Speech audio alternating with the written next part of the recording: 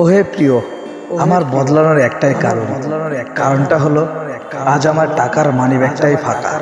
খোলা জানালা দক্ষিণের বাতাসে ঢেকে যায় পর্দার আড়ালে।